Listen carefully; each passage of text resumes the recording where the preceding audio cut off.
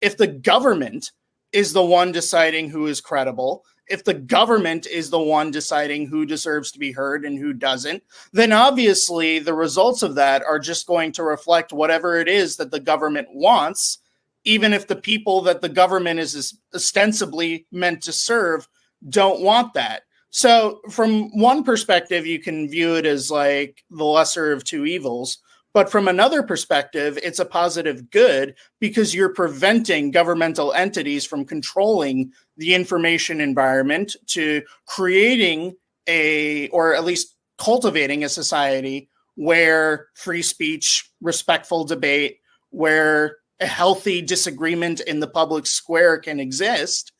And if you want those things, I think it takes having to let some unsavory people through the door, at least from a governmental perspective. Now, if you want to culturally exclude them, that's a different sort of issue, but that's a different conversation. But the government should never be the one enforcing those types of norms. Yeah, well, and here I'll go back to playing normal host instead of devil's advocate. Like just the foolishness in the argument that, well, these corporate media entities, they have no bias. They're objective journalists. It's not like we've peeled back the layers of the onion and see literally millions and millions and millions of dollars being funneled to these corporate media entities from, the different big pharma organizations, or even just, from different government organizations and entities that are kind of like, they're a couple layers separated from Kevin Bacon, right? So like they can try to play the role of like, well, we're not really the government, but it's really the government. And like, how many times did we see during the COVID pandemic, the brought to you by Pfizer at the end of every segment over on CNN, on MSNBC? And I'm just like, wait, time out.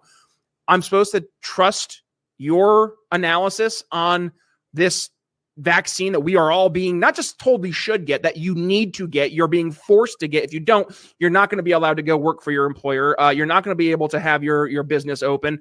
You can't go eat at a restaurant in respectable, polite society because you didn't follow the herd. How dare you? And then you say all this, and then you're brought to us by Pfizer, the company that's one of the companies that's really pushing this vaccine from a government policy perspective. Like, sorry, my spidey senses are tingling there. I don't trust you. So what did we see during COVID? There was a like just massive flood, to your point, of these third party, podcasters or alternative news organizations that popped up in response to the fact that, we all kind of acknowledge the elephant in the room that we're not getting unbiased information from these corporate media entities. As a matter of fact, they have a bias.